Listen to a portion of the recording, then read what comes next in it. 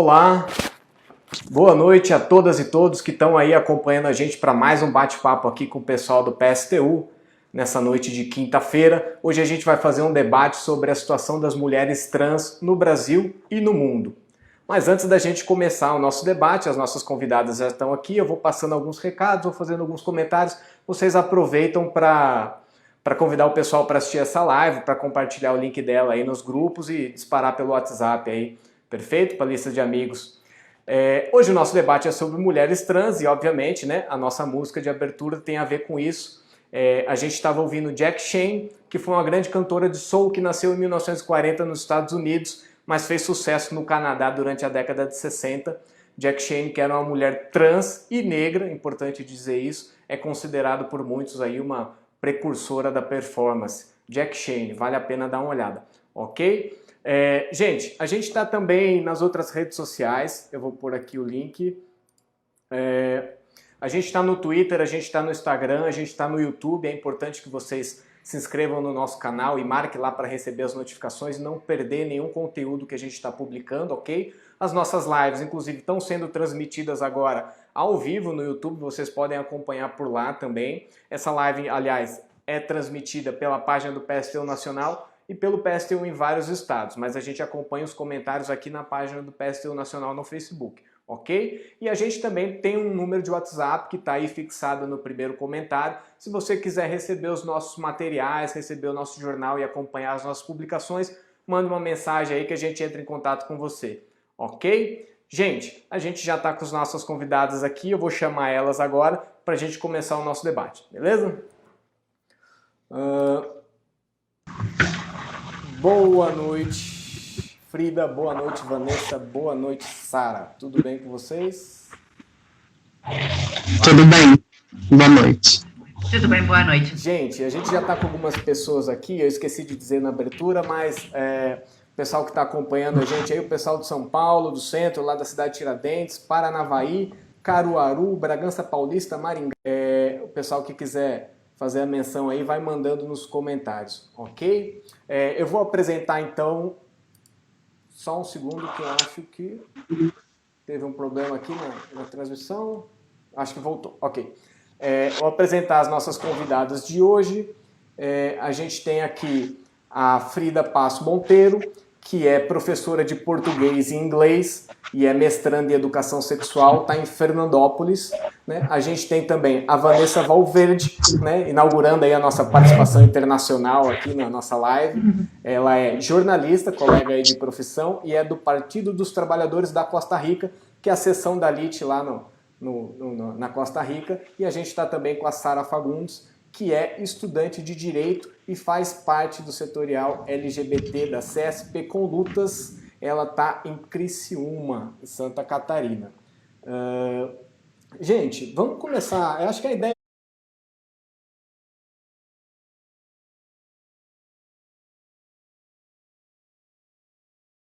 é fazer um debate, a gente conversou mais ou menos antes, uma conversa bem tranquila.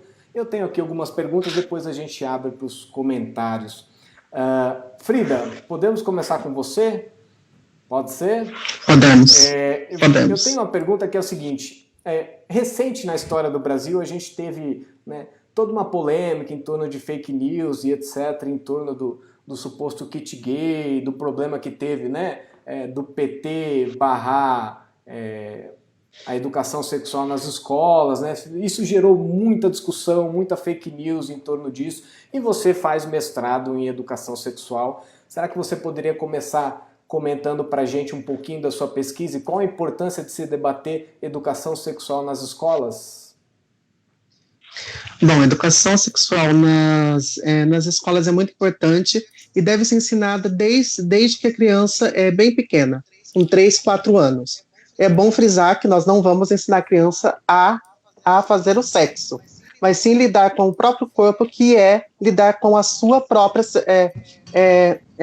sexualidade, a partir de 3, 4 anos.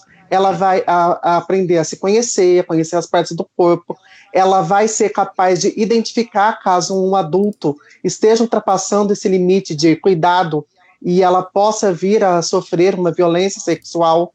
Então, é muito importante para que a criança possa identificar, porque nós sabemos que os números de violência sexual, a maioria se dá no seio da própria família. Então, para que a criança perceba, ela tem que ter uma instrução sobre o próprio corpo e o corpo do outro, sobre os limites. Então, é muito importante. Infelizmente, desde 2013, 2014, a bancada fundamentalista, conservadora, de maioria evangélica e neopentecostal, começou a trazer à tona aqui no Brasil o que eles chamam de combate à ideologia de gênero e a pregar a escola sem partido, que é uma escola em que não se ensinaria educação sexual sobre o gênero e sobre a sexualidade. Seria uma escola que seria isenta de ideologia, porque nós sabemos que isso já é uma própria ideologia para dominar as massas. Então, a ideologia de gênero, ela surgiu em meados da década de 90, ela surgiu na Europa, principalmente no Vaticano. Ela foi desenvolvida por teóricos de teologia do Vaticano, e tanto que na Europa todas as manifestações contra a ideologia de gênero são puxadas pela Igreja Católica, a parte mais conservadora. Aqui no Brasil, os evangélicos e neopentecostais, eles exportaram essa ideia como se fosse deles, e ela coube igual uma luva, porque eles usam disso como um discurso para manipular as massas. Enquanto a massa está desesperada se a criança vai aprender a transar ou não, com a mamadeira de piroca e com outras coisas, a massa está desatenta, prestando atenção no kit gay e não vê o tanto de roubalheira e o tanto de coisa que esses políticos fazem e que não ficam à primeira vista, porque eles usam a ideologia de gênero como uma cortina de fumaça. Então, para desmistificar tudo isso, é muito importante que haja um ensino de educação sexual nas escolas desde 3, 4 anos. É isso. Ok, Frida, mas o que seria basicamente essa educação sexual? Tudo bem, você acabou entrando na polêmica da ideologia de gênero, acho que isso vai voltar, porque é um tema que está aqui no Brasil, né, há alguns anos, mas especificamente, educação sexual, por exemplo, quando você diz 3, 4 anos, né, conhecer o próprio corpo, estaria relacionado a que especificamente? Só para a gente entender. Aprender sobre os nomes dos órgãos sexuais, que não é correto ensinar a criança com nomes como pepeca, piu-piu. A criança ela tem inteligência para aprender o nome correto das coisas. Então, você ensina o nome, você ensina a criança a lidar com a outra criança, com o coleguinha, a criança vai aprender a ter empatia. Caso tenha na sala algum aluno que seja gay ou lésbica ou trans, ela vai saber lidar. Então, a educação sexual ela é mais ampla, ela ensina uma forma de sociabilidade e de empatia. Isso nos primeiros anos. A criança ela pode aprender, por exemplo, caso nasça um irmão mais novo, ela através da educação sexual, ela pode aprender a lidar com essa outra criança que, no primeiro momento, ela vai sentir ciúmes, inveja. Então, é muito ampla. Quando a gente estuda educação sexual, a gente estuda sociologia, antropologia, filosofia, política, correntes do feminismo, que nós sabemos que tem mais de uma. Enfim, a gente estuda tudo isso junto com a história, para que a gente entenda o ser humano como um todo, né, na sua diversidade de gênero e de sexualidade. Ok, e isso tudo bem, tem um debate sobre, né, o corpo, etc. Mas, por exemplo, quando a gente diz educação sexual, isso tem a ver com preparar os profissionais da escola a lidarem com essas situações? Porque eu imagino que hoje, né, e vocês devem ter relatos pessoais, ou devem conhecer quem tem relatos pessoais, de que nem sempre as pessoas ao redor sabem lidar com isso. Isso entra no debate sobre a educação sexual? Sim, educação sexual, primeira coisa, ela tem que capacitar os professores, os gestores escolares, os diretores, coordenadores, coordenador pedagógico, toda a equipe escolar, desde a bibliotecária e faxineira e merendeira até o diretor. Porque nós sabemos que dentro das escolas, o maior tipo de preconceito que essas crianças que são diferenciadas, e no caso aqui eu vou tratar especificamente de crianças trans, a maioria do preconceito que elas venham a sofrer vem dos próprios colegas de sala. Mas, em segundo lugar, o maior preconceito vem dos professores. Ela é aquela criança que, quando ela procura o professor e fala, olha, estão me xingando de bichinha, de viadinho, alguma coisa, o professor, ao invés de acolher essa criança, como ele não tem um preparo e ele traz esses preconceitos em si, ele culpa a própria criança. Não, mas a culpa é sua porque você é muito afeminado, porque você rebola, porque você é alguma coisa. Então, a educação sexual, a primeira coisa, precisa ter uma capacitação a nível nacional para todos os gestores, desde professores até equipe escolar. Eles aprendendo isso, eles vão passar isso para as crianças. Mas é necessário haver um estudo, não é assim, você chega e fala, né? Você precisa estar embasado na ciência, o que muitas vezes acaba não acontecendo. Perfeito. Sara, quer comentar a importância da educação sexual nas escolas? Né? Como você vê? Olha, eu deixo para esse assunto mais para ela, que ela tem esse conhecimento. Eu não tenho tanto esse conhecimento, entendeu? A gente passa, mas esse fundamento eu deixo para a Frida mesmo, porque ela é mais embasada. Tá, ok. Frida, então, vamos voltar para você. Isso tem a ver com de alguma maneira isso impacta, por exemplo, na permanência na escola dessas pessoas, na medida em que elas, né, a escola é uma instituição que não consegue acolher, não consegue lidar com esse tipo de situação. Você acha que isso acaba empurrando os alunos para fora da escola? As alunas trans, por exemplo? Totalmente. Tanto que pessoas que são cisgêneras, explicar aqui o que é cisgênero, a pessoa trans ela é aquela que ela nasce com determinado órgão reprodutor sexual. No caso de uma mulher trans, o órgão é masculino, ela nasce com pênis, mas ela se identifica como mulher. A pessoa cisgênera, ela é aquela que ela se identifica com o órgão sexual que ela tem. Então, no seu caso, você nasceu com pênis e se identifica como um homem. Então, você é um homem cisgênero, no caso. Bom, quando a gente diz de processo de exclusão escolar para pessoas cisgêneras, a gente diz que essa criança que sai dessa escola, ela sofreu o processo de evasão. Isso é para pessoas cisgêneras. Ela sofre processo de evasão, principalmente pessoas que são negras, por conta de todo o racismo que é estrutural. Mas pessoas trans, a gente diz que elas não sofrem evasão, elas sofrem um processo que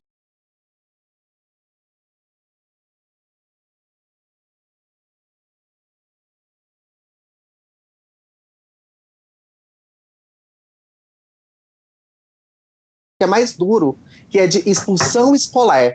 Elas são expulsas porque elas não encontram apoio no professor quando ela procura ajuda, ela não é ouvida pelo inspetor, pelo coordenador, pelo diretor.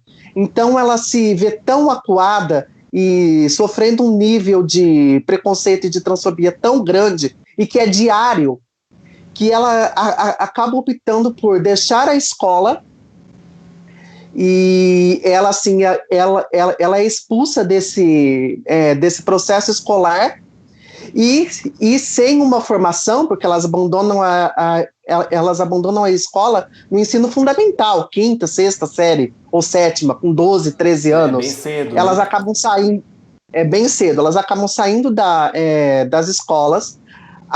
Muitas vezes as famílias as expulsam também, e a única coisa que sobra para elas é irem para as ruas, onde elas podem se tornar moradoras de rua, ou serem acolhidas para o mundo da prostituição pelas cafetinas que as acolhem. Mas principalmente é muito duro. A pessoa trans, para ela terminar os estudos, é muito difícil. Afinal, 90% das pessoas trans estão na prostituição. 90%. E porque a maioria não consegue emprego formal. Dos outros 10%, 6% estão em empregos que são informais. Telemarketing, cabeleireira, manicure, alguma coisa relacionada à beleza, que é vendedora de marca de cosmético, enfim, e apenas 4% dessas meninas estão em trabalhos formais. Aqui temos eu, a Vanessa e a Sara. Nós três temos uma graduação, mas nós sabemos que nós somos a exceção da exceção da exceção. Somos menos de 1% das pessoas trans no Brasil conseguem ter uma graduação. Nós três aqui, apesar de cada uma na sua particularidade e singularidade, nós três somos privilegiadas. Então, quando a gente analisa pessoas trans, a triste realidade que nós sabemos não é essa. Ok, deixa eu aproveitar e mencionar mais um pessoal que está acompanhando a gente aqui. O pessoal do Maranhão está aí, de Bagé, Três Lagoas, Santa Cruz, Gravataí, Passo Fundo, Araçatuba. O pessoal do ABC está aí também, já estão chegando as perguntas. Vale dos Sinos está aí. E Frida, Anne Carol mandou um abraço para você. Eu desconfio que de São José do Rio Preto. Ok? Vanessa, a gente está fazendo esse debate todo aqui sobre o problema da educação. Obviamente o Brasil passou por um processo específico, né, por conta das eleições, que o pessoal conhece bem as histórias, mas na Costa Rica, por exemplo, existe esse problema, esse debate sobre ideologia de gênero, a discussão em torno da educação sexual nas escolas, né? Ou existe alguma orientação sobre como as escolas devem lidar com isso, etc. Como que é a realidade lá? Você pode contar um pouquinho pra gente? Sim. Na verdade, a Costa Rica é uma situação de América Latina mesmo que mais bem tem uma situação um pouco mais atrasada, sabe, que em relação ao Brasil. Costa Rica é, por muito, um dos países que na Igreja Católica tem muito mais peso, mesmo agora a religião evangélica tem muito peso na política, não? Em 2018, as últimas eleições nacionais, por exemplo, foi uma eleição bastante difícil para pessoas trans e LGBT em geral. Principalmente porque também a primeira ronda dessas eleições, o que ganhou foi um partido evangélico com um discurso propriamente anti-LGBT. Nesse momento estava em discussão na Costa Rica uma resolução, ou mais bem uma opinião consultiva emitida por a Corte Interamericana de Direitos Humanos, que falava a obrigatoriedade do Estado de garantir duas coisas: o matrimônio igualitário, o matrimônio entre pessoas do mesmo sexo, e o direito das pessoas trans de fazer retificação de seus documentos. Aqui vale aclarar, então, que na Costa Rica, até o dia de hoje, as pessoas do mesmo sexo não podem se casar, né? Tem uma resolução da Corte Constitucional para que agora, o 26 deste mês, já vai entrar em vigência uma reforma para permitir que as pessoas homossexuais, as pessoas lésbicas possam se casar. Mas ainda assim, a gente continua há já 3 anos uma luta contra o Estado costarricense justamente para garantir que as pessoas trans podamos retificar nosso nome e nosso sexo nos documentos. Na documentação atualmente na Costa Rica, as pessoas trans têm proibido se retificar seu sexo na documentação. No 2018, a gente ganhou contra o Estado, assim, com a ajuda da opinião consultiva, o direito de retificar apenas o nome. Mas o Estado, hoje, justamente há 2 anos, do 2018, foi a resolução do Tribunal Supremo Eleitoral falando que a pessoa não tem direito de retificar seu sexo porque, para o Estado costarricense, que é muito mais atrasado que o Estado brasileiro nesse sentido, as pessoas trans nascem com um sexo biológico e é o sexo que não se pode mudar, segundo a resolução mesma. A gente tem todo um debate, evidentemente, ao redor deste tema na Costa Rica, A gente, por exemplo, agora, no dezembro passado, eu apresentei uma denúncia na Corte Interamericana de Direitos Humanos contra o Estado costarricense, junto com outras pessoas trans, com a ajuda de uma grande companheira que está no Portugal neste momento vendo o live, que é Marina, uma advogada do PSTU. Acabou de mandar um abraço aqui, ó. Marina, de Portugal, tá aí. Grande trabalho que ela fez durante todo o ano passado, acompanhando a gente, para poder denunciar o Estado costarricense por violação de direitos humanos contra as pessoas trans. É uma denúncia que neste momento está sendo tramitada pela Comissão Interamericana de Direitos Humanos, mas que é um tema que está muito em voga em toda a América Latina, né? A situação de direitos, principalmente das pessoas trans, não? Com a particularidade que se você pega os 20, 21 países da América Latina, segundo como você queira contar, eles somente têm 4 países que têm uma lei de identidade de gênero. E Brasil, que não tem lei, mas tem a resolução do STF, né, que permite a retificação. Mas os demais países, 15 deles, fazem uma proibição total da retificação de nome e de sexo na documentação. De aí, outros têm avanços a médias tintas, não como Costa Rica, que só permite a retificação do nome, mas proíbe a retificação do sexo. Outros que têm algum tipo de restrição muito violenta, como Panamá, que exige que você tem que ter um atestado de cirurgia e demais, não? Como era a situação no Brasil anteriormente. Então, tem uma situação na América Latina que permeia a política de todos os países, mesmo Costa Rica, mesmo no Brasil, mesmo no Chile, com a lei que se aprovou o ano passado, mesmo na Colômbia, que tem agora com os casos da quarentena, que a gente pode falar depois, não? Com as leis de distanciamento social basado no gênero, que causou tanto estrago na região no último mês, para a população trans. Então, essa é a situação, não escapa a situação da ideologia de gênero, debate, e se não se garante nem sequer o direito do reconhecimento de pessoas trans em Costa Rica e em outros países da América Latina, a situação de uma educação sexual inclusiva é um debate que está ainda muito mais atrasado, né? Porque se não tem reconhecimento nem sequer a existência legal das pessoas trans, não tem reconhecimento na escola de falar que existem pessoas trans, que é natural das pessoas trans. Ok. Sara, quer comentar? Eu tô vendo você aí fazendo caras e bocas aí com... Então, me pegou de surpresa algo que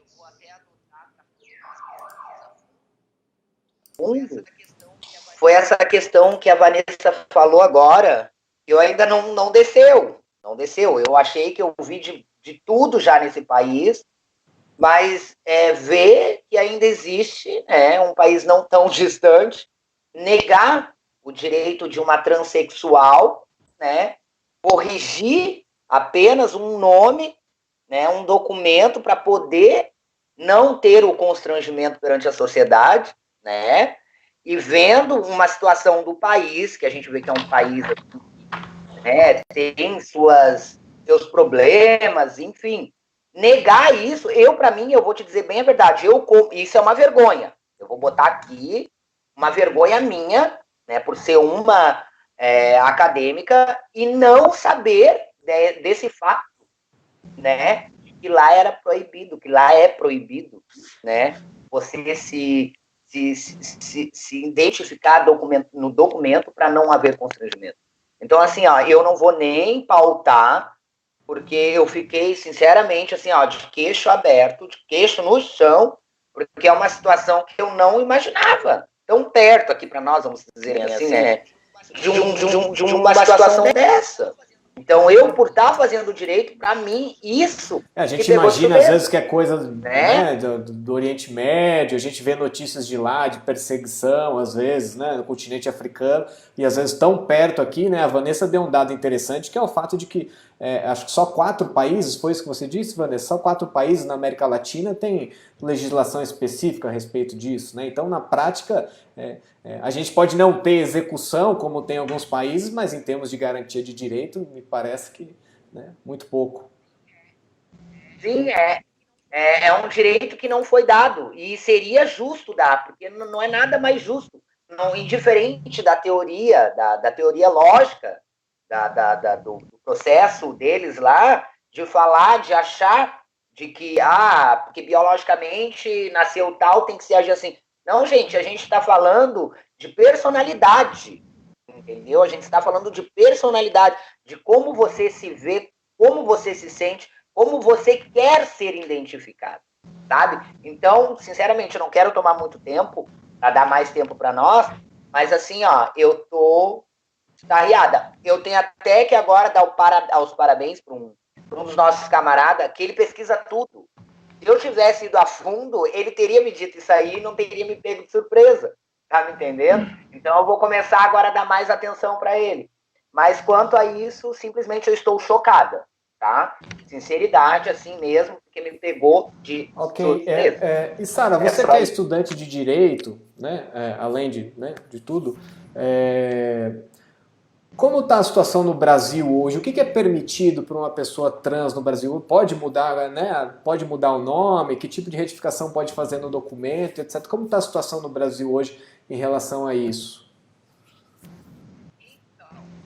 Então, referente a essa situação entra também, né, no sistema da personalidade, né, que depois que houve essa lei, né, não vamos achando que 100%, né, das pessoas trans, né, seja mulher ou homens trans, nós estamos com uma porcentagem de 80%, foi a última que eu recebi, isso foi ano passado, de que algumas transexuais e homens trans, né, ainda têm muita dificuldade, né, porque tem cartórios, por exemplo, não vamos muito longe, em Manaus, teve cartórios que não estavam aceitando, mesmo que fosse diante de lei.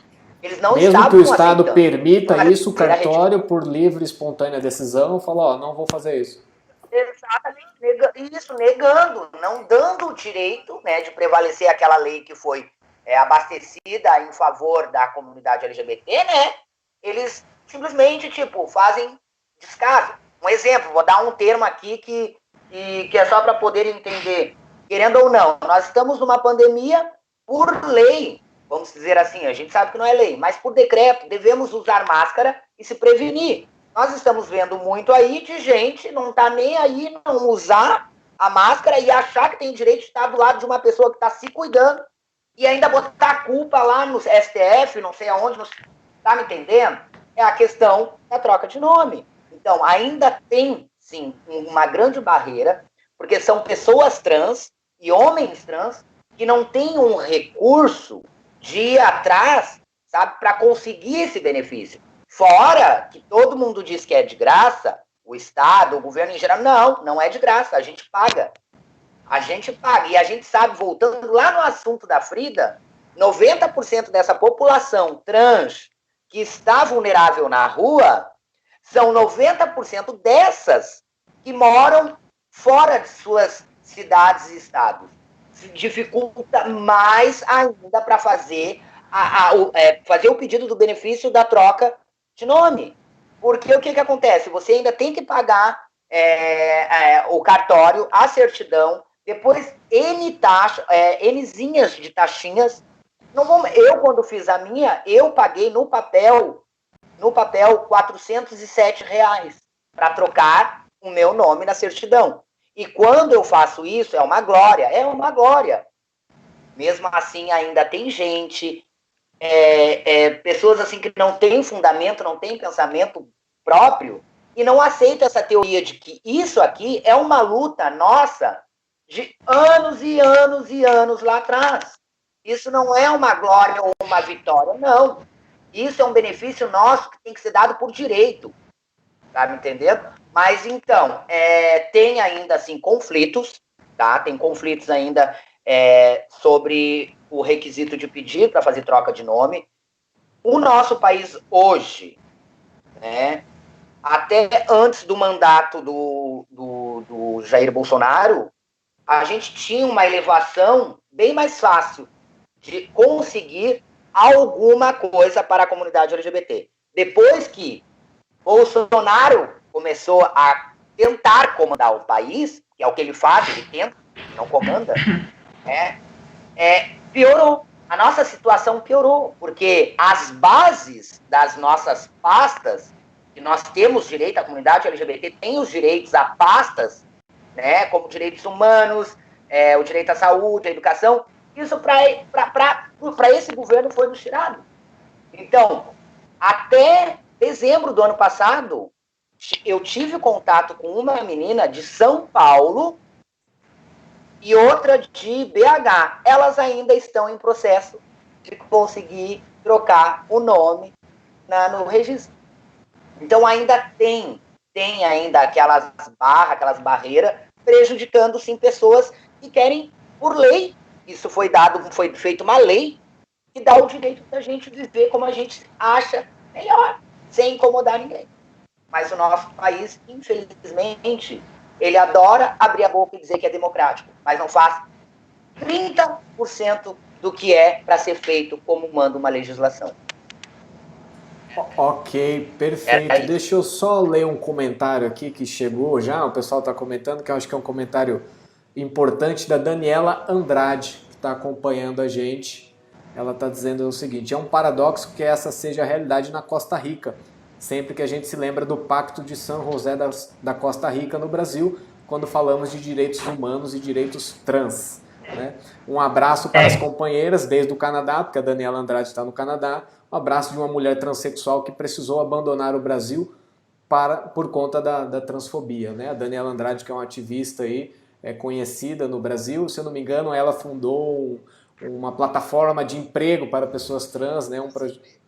Transempregos. Olha aí, é um projeto bem interessante.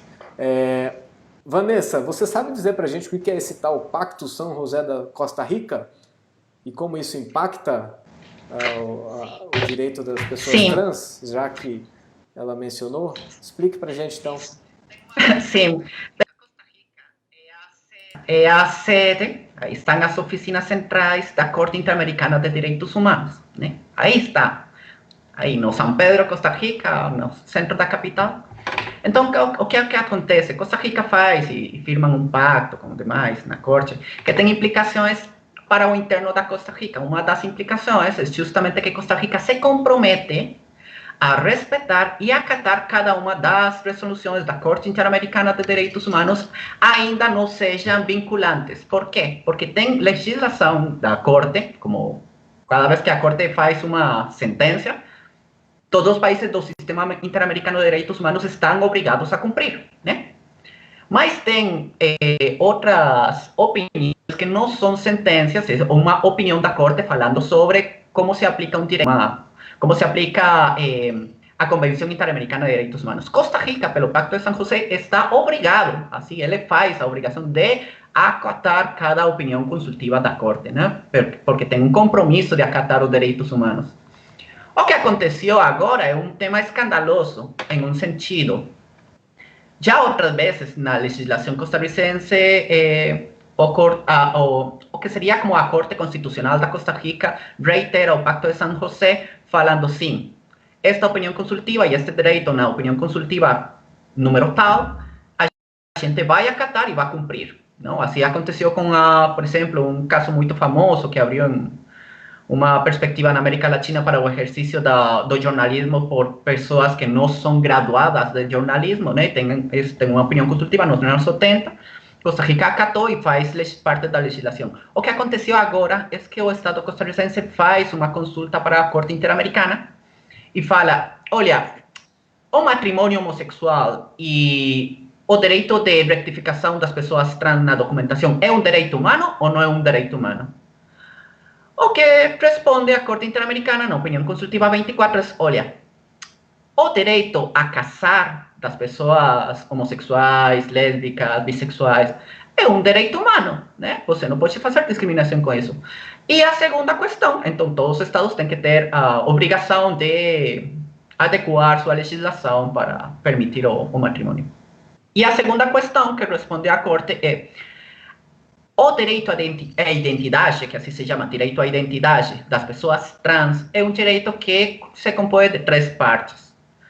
Rectificação de nome, rectificação da imagem na documentação e rectificação do sexo ou gênero, sem importar como se chame na documentação, se coloca gênero, coloca sexo, é a mesma coisa, tem direito de de rectificar. Se você, como Estado, não permite ou deniega alguma desses 3 pilares do direito de identidade, é uma violação do direito humano.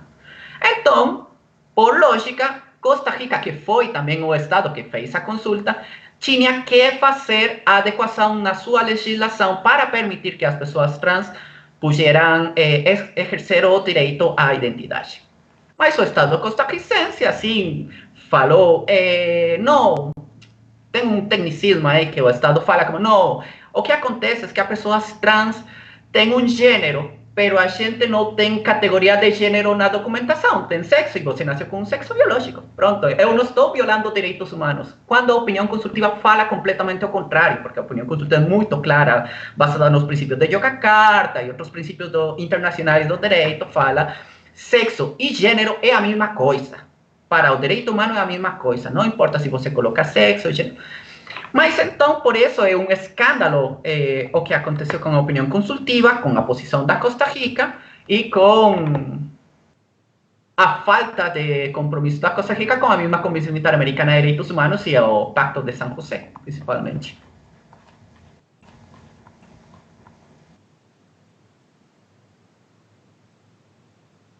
Perdão. Eu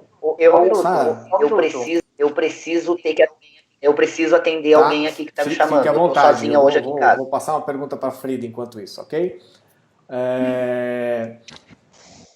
Então, gente, já que a Vanessa mencionou, né, por exemplo, a questão da identidade de gênero, etc., às vezes, né, problema da mudança de sexo e etc., eu queria perguntar para a Frida, na verdade, sobre em relação ao acesso da população trans ao sistema de saúde. Eu imagino que muitas vezes isso exija, né, cuidados especiais, considerando inclusive aqui a Giovana de Maringá está mencionando os profissionais de saúde, os profissionais de ajuda psicológica, etc., que, né, entram no rol de profissionais da saúde, né?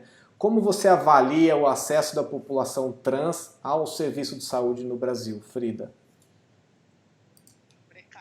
Precário.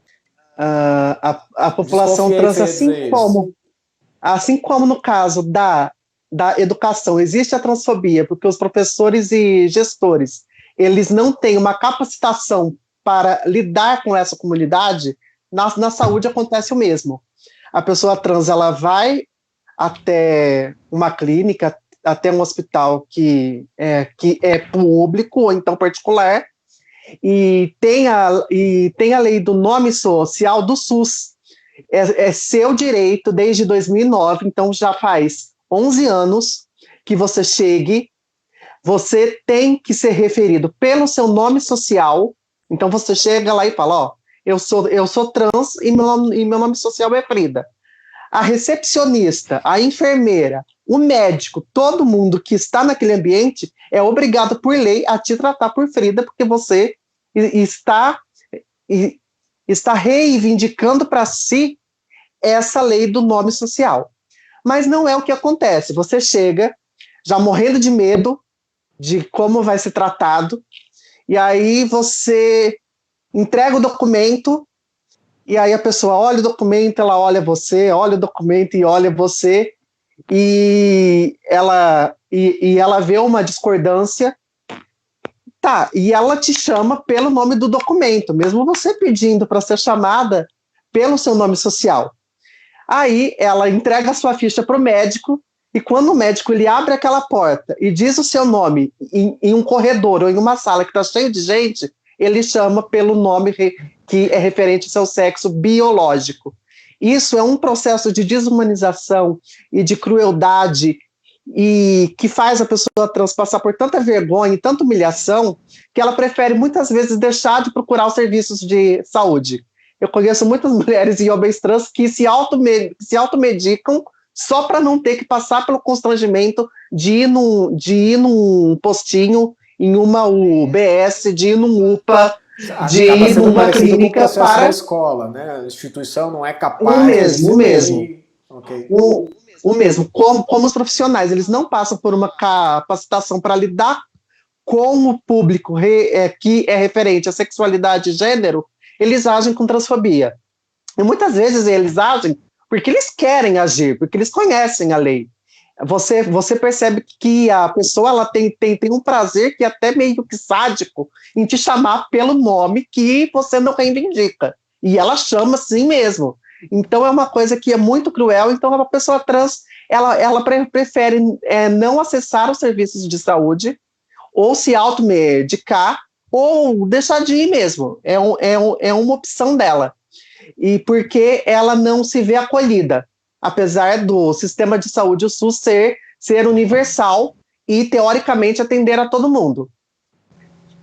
O mesmo problema ocorre quando são profissionais que são específicos para a comunidade trans. Endocrinologista para o uso de hormônios, psicólogos e psiquiatras para que se consiga o laudo para fazer, por exemplo, a cirurgia que faz parte do processo transexualizador do SUS. Achar um profissional que te respeita enquanto indivíduo, enquanto pessoa trans, e que não olhe para você como uma deficiente mental, como uma pessoa louca, é muito difícil. Eu tive a sorte de fazer o meu processo transexualizador pelo ambulatório trans que fica em São Paulo, em Santa Cruz. Mas é muito difícil, as filas são gigantescas. Eu acho que já faz mais de um ano que eles nem recebem novas meninas, porque a fila está muito grande. E lá eles têm profissionais capacitados para o público trans. Mas nós sabemos que em geral, não há. Mesmo que você tenha um plano de saúde que seja particular, a gente sabe que tem pessoas trans, homens trans e mulheres trans, que chegam no psicólogo, o psicólogo fala, eu não vou atender você, mesmo você pagando. A endocrinologista, a mesma coisa. Eu não sei lidar com pessoa trans, eu não sei lidar com seus hormônios. Então,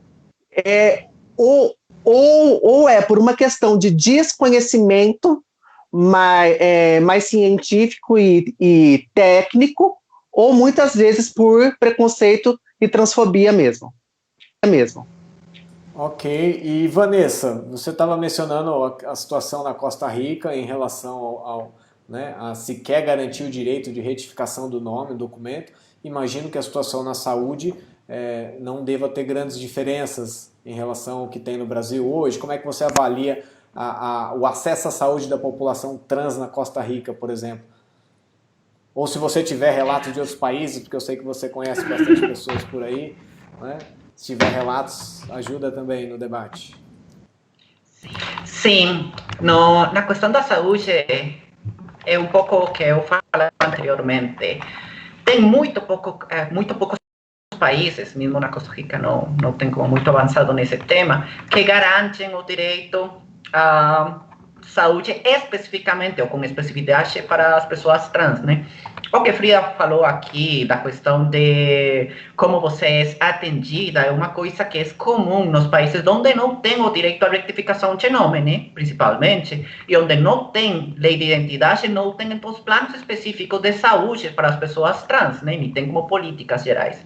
Na Costa Rica, por exemplo, agora até o ano passado que se aprovou o protocolo para aplicação de medicação específica para pessoas trans, fala-se hormônios, né? Mas é uma coisa que está ainda sendo implementada, está muito, muito nova, é uma coisa que não tem maior experiência na Costa Rica, onde a maioria da população tem que aceder, se tem recursos econômicos, para uma endocrinologista no privado, que é o mesmo que falava Frida, não é qualquer endocrinologista que tem conhecimento ou que faz um trato humano, falemos, para as pessoas trans, né? Então, são muito poucos, muito caros, na verdade, assim, não são acessíveis. Então, essa maioria da população trans, na Costa Rica e nos outros países da América Latina, que não tem lei especial, o que fazem é uma automedicação. E isso o que implica? Isso implica, é um dos fatores principais, além da violência, a pobreza, a exclusão, de que a população trans tenha uma esperança de vida muito baixa na região, né? Já é uma região que é a mais violenta do mundo em assassinatos, em golpistas, em todo tipo de violência contra as pessoas trans.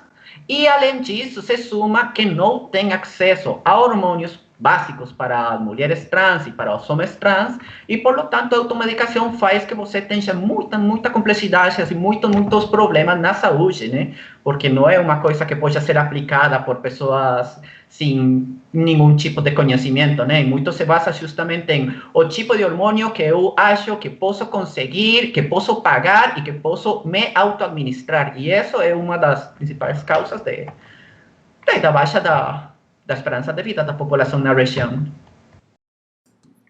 Gente, estamos de volta. A gente pede desculpa aí, a gente teve um problema de conexão aqui.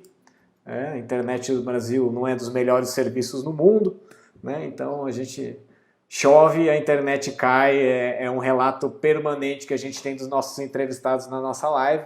Né? A gente está de volta, mas depois na pós-edição a gente junta tudo no YouTube. A gente pede desculpa para vocês, mas né, se até o Jornal Nacional tem problema na abertura, por que a gente não ia ter numa live aqui na página do PSTU? Né? Então, mas retomando, para o pessoal, enquanto eu vou falando, vocês vão convidando as pessoas para voltar para a live. A gente tem um debate hoje sobre a situação das mulheres trans no Brasil e no mundo, e a gente está com 3 convidadas. A gente teve um problema de conexão, mas a gente vai retomar a partir de onde a gente estava, ok? Eu vou pôr elas de volta aqui na nossa tela. A Frida Passo Monteiro, que é professora de português e inglês e mestranda em educação sexual, está em Fernandópolis. A Vanessa Valverde, que é jornalista e militante do Partido dos Trabalhadores na Costa Rica, é a seção da LIT na Costa Rica, não confundam, né? A gente estava conversando sobre isso. E a Sara Fagundes, que é estudante de Direito e do setorial LGBT da CSP com Lutas. Então a gente está retomando o debate que caiu alguns minutos atrás, ok? Frida, a gente estava conversando sobre as dificuldades de acesso da população trans ao emprego, né, no mercado de trabalho, as dificuldades. Você comentou um pouco sobre a situação da prostituição e estava comentando também sobre o problema do Covid nesse momento, da situação da população trans. Você disse que 90% acaba sendo empurrada para a prostituição como única saída de oportunidade de emprego, né, e como é que isso impacta. Se você puder retomar a sua fala para a gente voltar à nossa discussão, seria muito bom. Bom, o problema de emprego começa primeiro porque essas meninas não têm uma capacitação e não terminaram o ensino fundamental e médio. Né? Caso elas tivessem terminado o ensino fundamental e médio, elas poderiam, por exemplo, prestar um concurso público para nível fundamental ou médio, que nós sabemos que no concurso público, passado o tempo de estágio probatório, dificilmente você é mandado embora, a não ser que você faça algo muito grave. Mas a pessoa trans teria uma seguridade a mais, sendo uma funcionária que é pública. Mas essas meninas deixam a escola com 12, 13, 14 anos. Também são expulsas de casa. Então, elas não têm uma formação. Elas não terminaram o ensino fundamental, elas vão para a rua.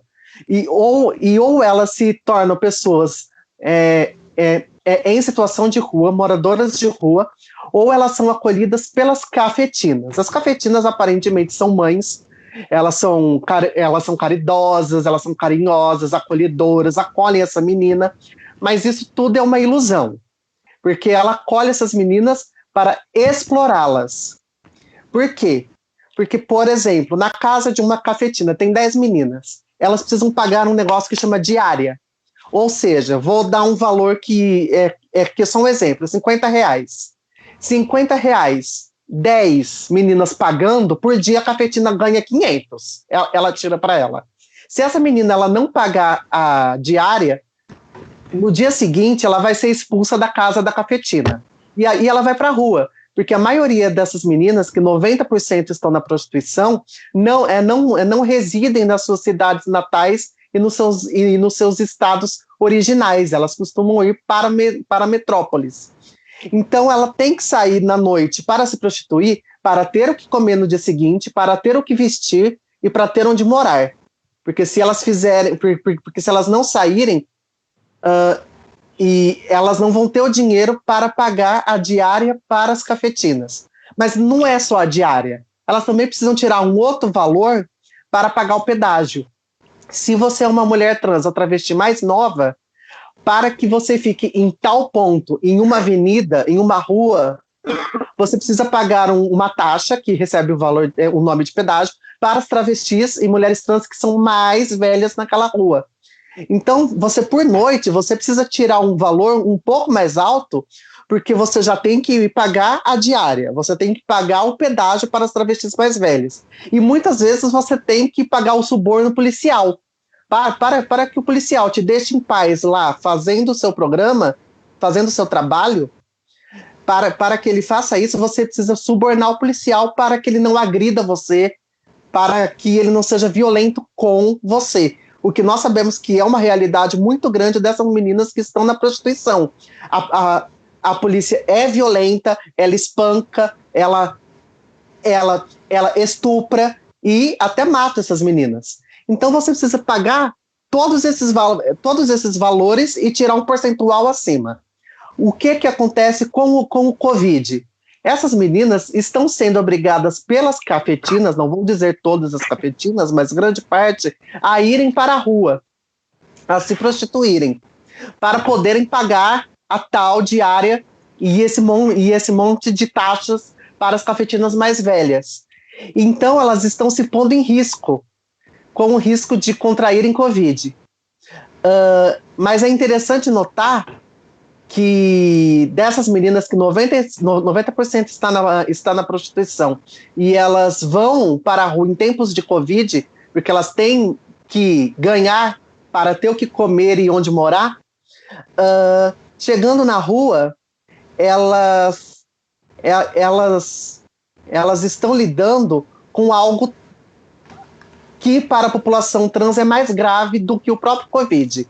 Pela ANTRA, Associação Nacional de Travestis e Transsexuais, apenas 6 mulheres trans e travestis morreram de Covid. Só que pelos mesmos dados da ANTRA, se você fizer uma comparação entre o mês de março e abril, quando começou a pandemia e a quarentena aqui no Brasil, de 2020, com março e abril de 2019, houve um aumento de 13% no número de assassinatos, caso você compare com o ano passado.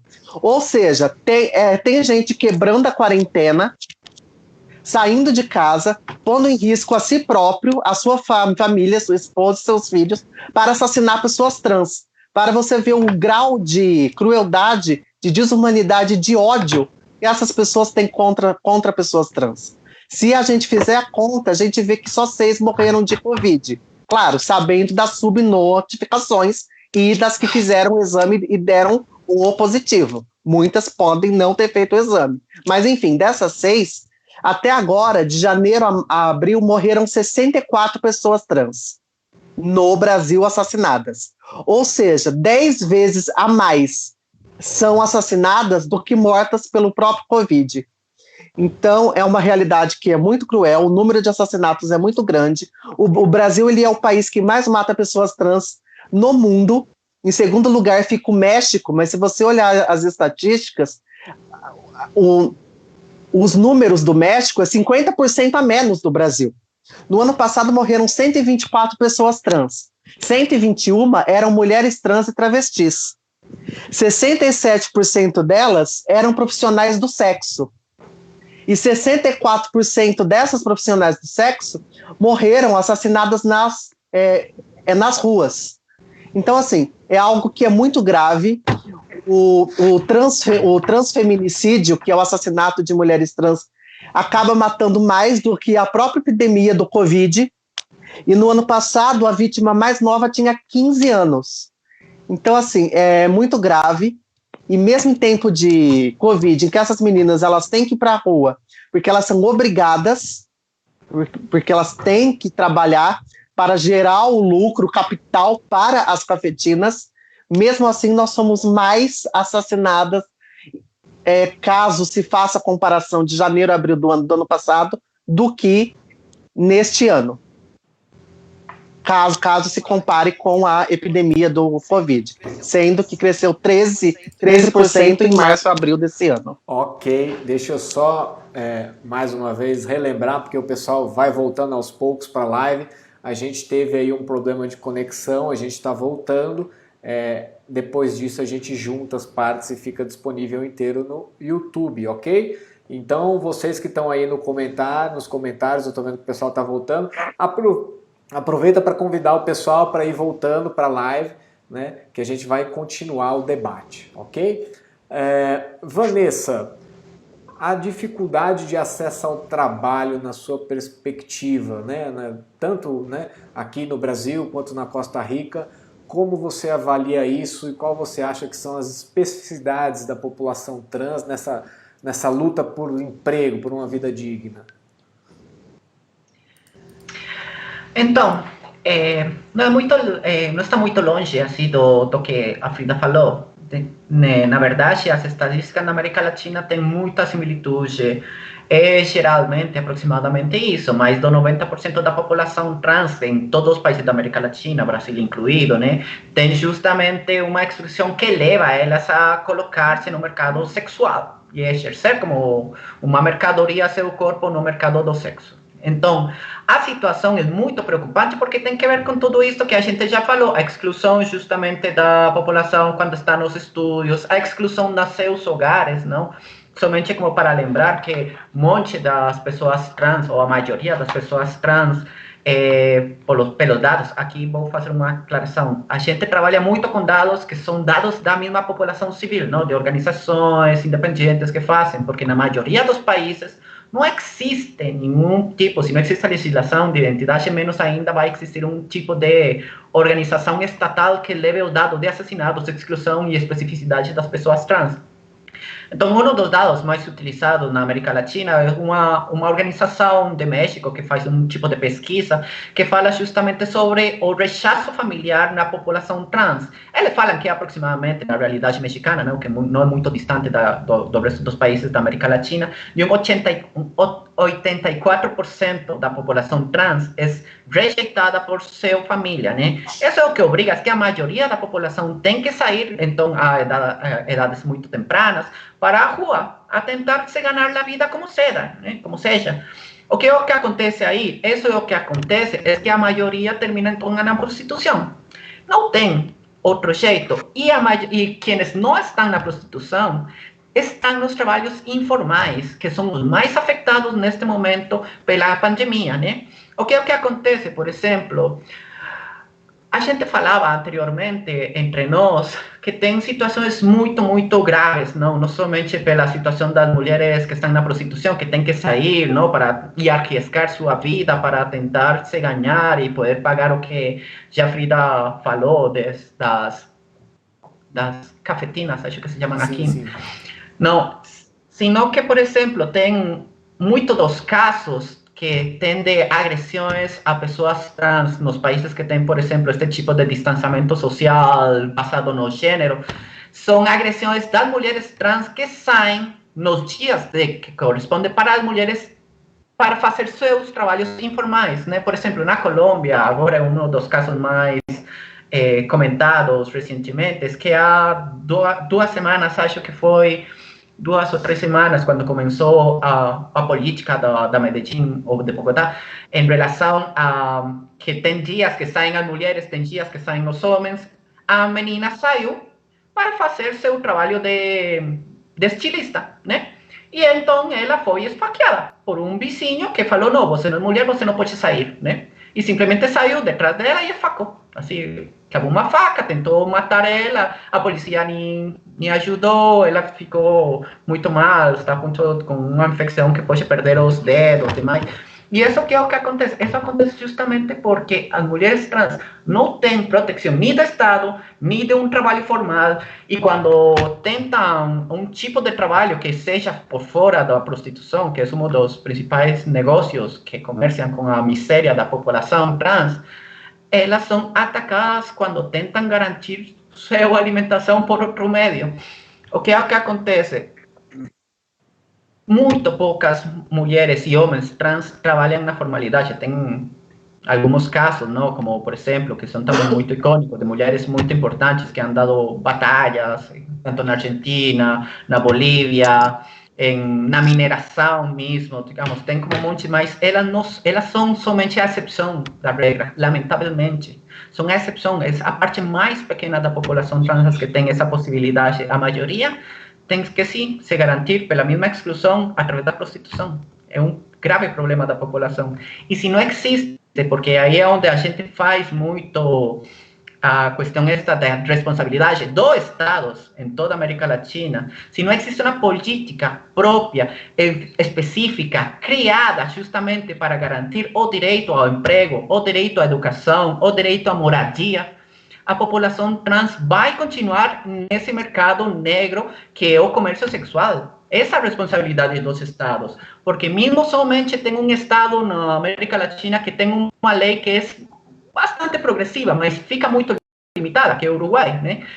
Depois de aí, os demais estados ainda garantam o direito à retificação de nome, ficam curtos, não tem nenhum tipo de política que realmente leve e possa combater a exclusão do trabalho das pessoas trans. Perfeito. Ok, Sara, quer comentar sua avaliação sobre as dificuldades da população trans de acesso ao emprego? Eu quero dar uma ressaltada Claro. aqui nesse conteúdo todo da camarada aí. É nessa cronologia mesmo que a gente coloca, né, o embate ali sobre o trabalho, né, visível para as mulheres transexuais e travestis, né, mas a gente também tem que ressaltar que por mais empregos, como ela tinha falado, por mais empregos que, né, vamos botar em aspas, que algumas têm, a gente sabe que esse emprego não é igualitário aos dos heterossexuais, né? Como, por exemplo, houve, não sei se vocês chegaram a ouvir ou a ver a reportagem, inclusive lá da emissora Globo, falando supostamente sobre empregos formais para travestis e transexuais, que eu achei ridículo. É uma visão minha que eu achei apenas, né, que depois desse assunto a gente vai trazer, que a gente vai entrar, não sei se vai dar tempo de entrar na parte da burguesia, mas para ressaltar que o trabalho que dão até então para as transexuais e travestis, as poucas, né, são quais? Quais são os trabalhos? Já foram citados aí, alguns, como autônomos, mas e agora os formais? Ou é dentro de um depósito, e ela não é vista perante aos olhos do público, de um supermercado, correto? Onde é que a trans está? Ah, eu tenho um emprego formal de carteira assinada. Ai, tu faz o quê? Na carteira tá como operadora de caixa. Mas o serviço dela é aonde? Lá no almoxarifado. Para não expor o cujo mercado, o cujo supermercado, sei lá eu, enfim. Tá me entendendo? E eu te falo por experiência própria que essa visão, né, que dizem e que falam e abram a boca, escracham em dizer assim, não, mas aquela porcentagem de 5% ali que tem emprego formal, não, eu tenho um estudo formal, eu estou fazendo uma graduação, né, mas eu ainda enfrento, né, os meus preconceitos, porque dentro da universidade tem, né, mas existem os estágios no qual eu tenho que fazer, existe empregos que são disponibilizados, mas quando vai a travesti ou a transexual e vai competir com alguém, ela pode até ser chamada, mas tu pode ter certeza que não vai ser mediante a visão de toda uma população para mostrar ali. O chefe vai falar para os amigos, não, eu contratei uma transexual, uma travesti, tá me entendendo? Mas aonde ela tá? Que cargo ela tá? Estão entendendo a questão da lógica ali, do trabalho formal? E isso é uma das lutas que nós viemos batalhando anos após anos, décadas após décadas. Não é à toa que o nosso partido PSTU, gente, foi o primeiro a descriminalizar a homossexualidade, né? Barrando ali aquele preconceito, mas mesmo assim a nossa sociedade não dá 1% de chance para uma travesti ou uma transexual né, ou um gay ou uma lésbica, expor o seu conhecimento no mercado de trabalho. Então, eles estão então, perante as câmeras, perante uma sociedade, é tudo perfeito. Mas o direito, estão me entendendo? O nosso direito. Nós somos seres humanos como qualquer outra pessoa, entendeu? E eu acho que, em termos de trabalho formal para a comunidade LGBT, ainda é escassa. É pequena. A gente tem que quebrar esse recorde de 90% para 10% que estão na prostituição e 90% em trabalhos formais. Nós temos que inverter essa situação. Mas enquanto a gente não pegar e fazer uma revolução socialista, nós nunca vamos obter essa vantagem no nosso país. Infelizmente, é a realidade. E toda vez que eu pego esse assunto, eu fico emotiva, porque é algo... Mais do que justo, Sara. E, deixa eu ver. A questão, então, só para concluir, para não se estender, eu acho que ainda falta, assim, uma política, falta algo concreto para o Estado, para o governo, na verdade, propor, porque usar só de marketing para ganhar nome, visibilidade, é fácil.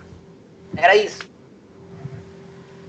Sara, deixa eu aproveitar que você... Sara, tá aí? Tô aqui, eu já abri a câmera. Tá, ok. Deixa eu aproveitar que você mencionou o problema de ter uma política para garantir emprego e etc. Vamos entrar um pouco na avaliação sobre as políticas para a população LGBT, trans, travestis e etc. A avaliação que você faz disso. A gente sabe que assim, o governo Bolsonaro, ok, eu acho que ninguém espera nada dele mais, né? Acho que seria, né, uma discussão um tanto inusitada. Mas os governos anteriores tiveram políticas, ou pelo menos diziam que tinham políticas voltadas para a população trans e LGBT, mas me parece, né, e é uma avaliação minha, que o governo do PT, por exemplo, foi barganhando essas políticas em troca de apoio do Centrão. Então foi abrindo mão dessas políticas, né? Ainda mais com o processo de impeachment da Dilma e etc., a necessidade de ter um apoio da bancada evangélica para se manter ali no poder. A primeira coisa que foi rifada foi o direito da população LGBT. Como você avalia as políticas dos governos anteriores em relação a isso? A gente já mencionou o problema, né, da educação sexual nas escolas, mas imagino que deve ter mais coisa aí. Então, chegou num ponto que é um ponto no qual eu brigo muito com o meu núcleo, né? Eu sei que eles não têm culpa, mas uma autodefesa minha já justificativa, né? Ao vivo? No meu ponto de vista, em termos... Estão ouvindo? Tá. Em termos de políticas, né? Uma saída dos governos anteriores e atuais. Eu vou dar um exemplo, inclusive está até no nosso jornal do partido. A gente sabe que na última parada da diversidade, né, a própria burguesia em si, né, nós tivemos, na verdade, grandes empresas patrocinadoras, né, da Burger King a não sei mais quem lá. Tá? Não vou nem estar fazendo ibope, imagem aqui. Inclusive o Estado de Israel, uns anos atrás, aí patrocinou um bloco na parada em São Paulo, né? Isso mesmo. Eu, particularmente, eu não vou citar, porque é para não dar margem mesmo, né? E não se abarganharem às custas da gente. Então é muito lindo, voltando àquele assunto anterior, é muito lindo você apadrinhar, você usar do teu poder, do teu capital, ai não, a causa LGBT ela é propícia. Sim, ela é propícia, ela é ótima. E ela está ganhando lucro frio de dinheiro através da comunidade LGBT, das pessoas LGBTs. Elas vivem, entendeu? Então é aquela coisa assim, deixa eu só, que eu sei que até marcar para mim não me perder.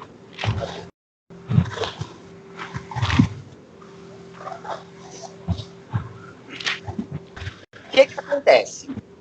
É fácil quando eles chegam e dizem para nós, ó, nós temos uma política e uma saída para vocês.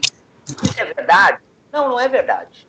Não é verdade, porque a política e a saída deles é ganhar através da população LGBT nas paradas da diversidade, da transexual, da travesti, do gay ou da lésbica, em comerciais extensivos, né, vamos dizer assim, para ganhar os seus lucros. Mas, na hora, aí volta a questão do emprego, daí entra na minha política, porque na hora de ganhar rios de dinheiro, certo? Eles ganham. Mas na hora de dar um emprego decente e formal para uma travesti, uma transexual, na qual eles apadrinharam lá na diversidade, isso eles não fazem. Não, isso não vai existir uma política concreta para a comunidade LGBT. Vai existir quando eles houverem, quando uma saída para eles. Eles vão estar ganhando em cima da gente, beleza. Agora, nós ganhar algo no nosso direito é impossível. Vou repetir, enquanto a gente viver numa sociedade capitalista, a comunidade LGBT vai frutificar a mérito da sociedade podre, suja e sórdida.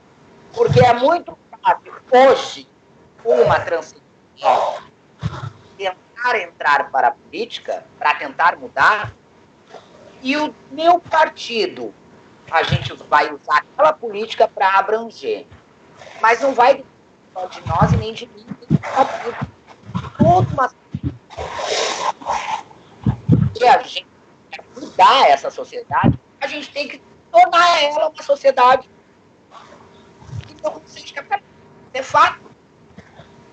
E esse preconceito todo dentro da política que nos nega o direito à saúde, o direito à educação, o direito ao emprego, a uma família, porque hoje nós estamos sendo muito atacadas, porque a bancada evangélica bolsonarista tirou uma ministra incompetente,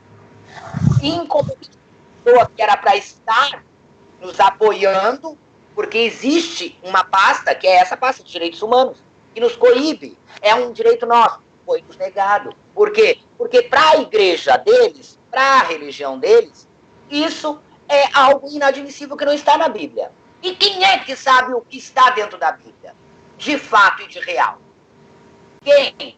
Ninguém sabe. Ninguém sabe quem escreveu a Bíblia, ninguém sabe quem fez, quem não fez.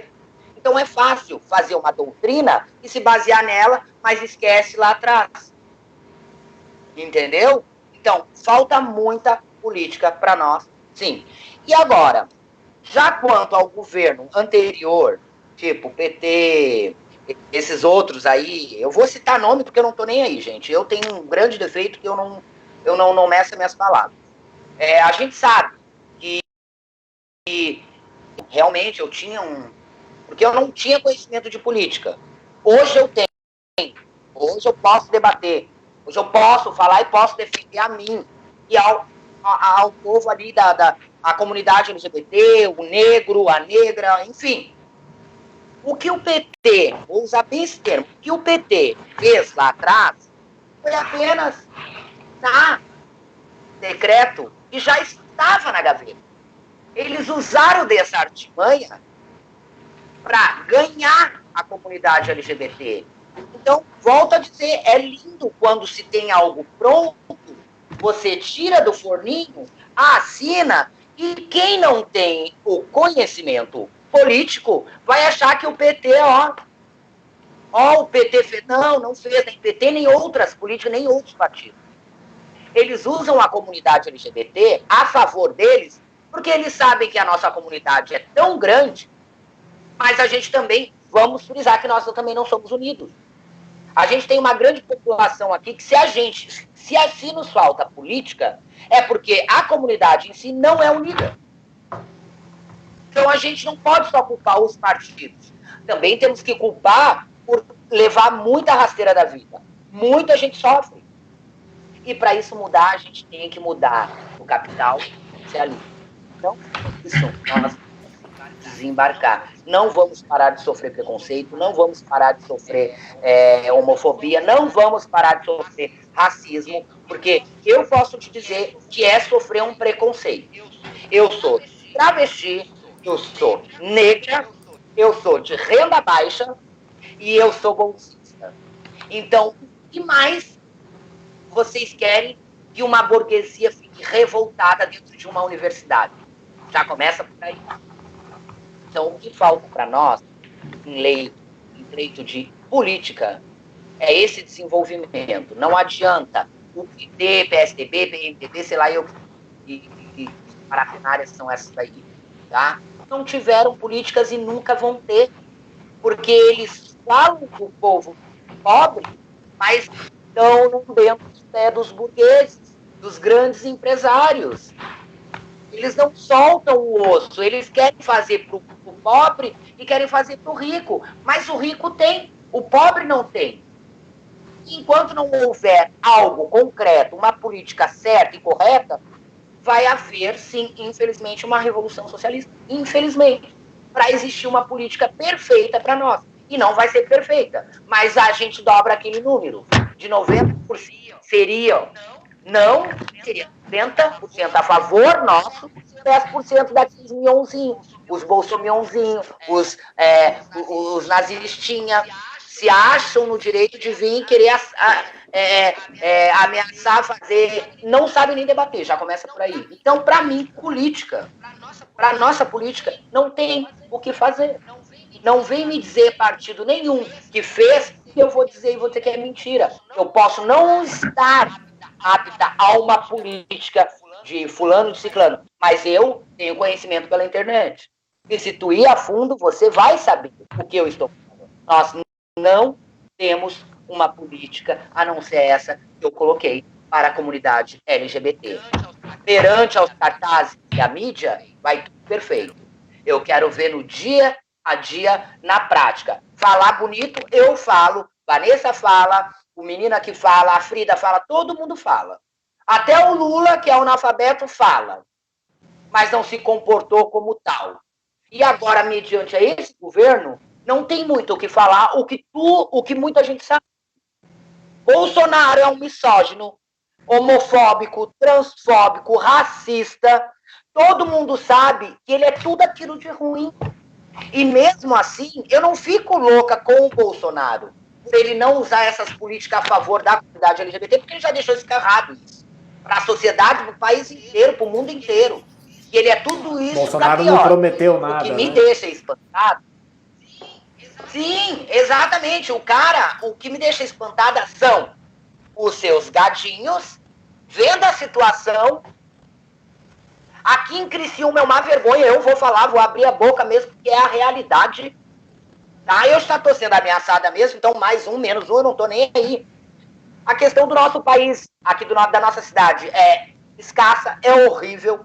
Nós temos um prefeito que não se baseia numa política própria para a própria comunidade LGBT daqui, não só para a comunidade LGBT. Nós temos pobre, nós temos gente de família, nós temos trabalhador, nós temos operário que precisam de políticas que venham dar uma salvação para os próprios. E mesmo assim, eles não fazem tudo. O prefeito daqui prefere gastar 126 mil reais com pregos do que gastar com alguém que precisa. A comunidade LGBT daqui é escassa, todo mundo sabe. O povo daqui brasileiro, a minoria, é pobre demais, tá? E eles querem fazer o quê? Gastar milhões em prego. O que um prego vai fazer, meu povo? Então, vocês querem falar de política, porque a política não tem, é uma política podre, é uma política que não vai ter. E para essa saída, é a única forma a gente fazer uma revolução socialista. Era só isso mesmo. Perfeito, só a revolução. Frida, imagino que na sua pesquisa e no próprio programa de pós-graduação você deve se deparar com muito esse debate em torno das políticas do PT, né, para a população trans e LGBT. Como é que você avalia isso, na sua opinião, né, esse processo todo que a gente comentou? Um retrocesso de 2013 para cá. Pelo que a Sara já disse, foi feita uma barganha. O projeto anti-homofobia, o kit anti-homofobia, que recebeu o nome de kit gay, que não tinha nada de kit gay, eram 3 vídeos apenas em que mostravam um gay ou uma trans em sala de aula e como os outros alunos lidavam com essa pessoa, de maneira igualitária e como um ser humano, que é o que tem que ser feito. Enfim, mas eles usaram esse nome de kit gay, que era para ensinar os estudantes a virarem gays. E isso foi o que foi disseminado. Assim como depois o Bolsonaro usou um negócio da mamadeira de piroca, e um monte de gente trouxa caiu nessa. Mas, enfim, não tem política. Porque as poucas coisas que apareceram e que poderia hoje estar melhor em um governo que se dizia que era um governo que era mais progressista, foi barganhado. Ele barganhou várias coisas, não só o kit anti-homofobia. E ele sempre fez a barganha em troca de ter apoio, como você mesmo disse, porque era a época do impeachment da Dilma, então eles queriam ter o apoio para manter o governo do PT e apoio dessa bancada evangélica fundamentalista para poder aprovar os projetos que eram do interesse deles. E em troca do voto desses fundamentalistas, eles foram minando todas as políticas que tiram para a comunidade LGBT. E muitas políticas dessas nem foram desenvolvidas pelo PT. Uma ou outra foi surpreendentemente pelo PSDB, só que foi engavetado. Aí o PT desengavetou, usou como se fosse dele, como se fosse dele, e ficou conhecido progressista, que teve leis para a comunidade LGBT, mas não teve. Então, isso é o que eu tenho para falar sobre as políticas do governo PT. Ok, Vanessa, deixa eu complementar um pouco essa discussão, que tem todo um debate, inclusive o pessoal mencionou aqui nos comentários, que é o problema a Sara até comentou que as empresas acabam contratando pessoas trans muito no sentido de marketing, de relações públicas e de fazer um pouco, de ter o problema do lucro por trás e etc. Como é que você avalia, por exemplo, essa postura das empresas que se dizem amigáveis à população LGBT, A gente vê, por exemplo, em São Paulo, na Rua Augusta, você tem grandes redes de supermercados que põem lá a bandeira do arco-íris, etc., mas na Augusta, no bairro periférico, isso passa longe. Então tem um apoio, mas também não tem. Como é que você avalia isso, em termos de digamos, política, empresarial para a população? Como é que você vê esse movimento das empresas? Não é muito diferente ao que já as companheiras aqui já falaram, Na verdade, a questão para o marketing é muito vendível, mas isso não vai solucionar para nada o problema estrutural da desigualdade e da exclusão da população trans, É muito mais, é muito parecido, sabe a quê? As saídas que fazem os governos na América Latina, o governo capitalista ante o desemprego geral, O que falam? Não, aqui a gente tem a saída para o desemprego, que é o empreendedorismo. Você vai fazer sua pequena empresa e vai sair de pobre se você tem determinação e se você quiser. É a mesma questão, as empresas pegam um caso particular, pegam a sua bandeira, falam de que contrataram a uma pessoa trans, sei lá, mesmo com as condições que seja, E falam de que estão fazendo a grande política e que eles são os abanderados dos direitos humanos nesse sentido. Mas o problema é muito mais profundo que isso. O problema é um problema estrutural que tem que ver justamente com tudo que a gente já falou, com a questão de que as medidas das empresas não são medidas hipócritas, primeiro, mas não são a solução que tem. Por quê? Porque é o que a gente falava, A exclusão na Está com sobre fome? a exclusão Depois. na saúde, a falta de emprego generalizado na sociedade, são justamente causas assim estruturais, são desigualdades estruturais causadas pelo sistema capitalista. E as mesmas empresas não vão a garantir isso. Não vão a garantir, o que fazem é uma questão de lavar sua cara, o que chamam el pink wash. Não, a gente está aqui fazendo a defesa dos direitos humanos e demais. Um pouco, um exemplo disso é o que você falava há uns minutos com a questão da parada gay, como o grande defensor dos direitos humanos quando está bombardeando as pessoas na Palestina, né? Quando faz tortura de todo mundo. Então é muito fácil para as empresas pegar assim um cartelinho com um arco-íris, não? E sair de vez em quando em uma parada gay com uma, como chamam? Com uma faixa, uma bandeira, não? Falando, sim, a gente aqui está a favor dos direitos humanos, quando por outra parte violenta os direitos humanos ou seja, não somente não garante a inclusão real das pessoas trans, mesmo nas condições que já expuso aqui a companheira Sara, sino que além disso violenta os direitos humanos em outros países quando são transnacionais, não? Os direitos humanos da população trabalhadora, obriga seus trabalhadores a sair no meio da pandemia, não? Então é uma questão muito hipócrita que não resolve o problema estrutural do capitalismo e que somente é utilizado justamente para falar que são defensores de direitos humanos que não têm nada de humano nas suas práticas cotidianas da produção.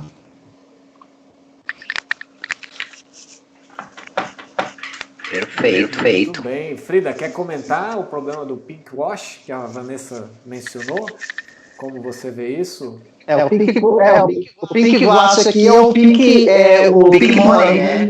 Isso, o Pink Money aqui no Brasil. Bom, é bem isso. É muito fácil você fazer um merchandising de que você contrata pessoas LGBT, mas essa pessoa LGBT que está sendo contratada, ela vai fazer parte, ela vai ser a gerente desse estabelecimento, ela vai fazer parte da seção executiva da sua empresa? Não, ela vai fritar hambúrguer e batata frita. Então, assim, não que isso seja ruim e seja algo que é um demérito.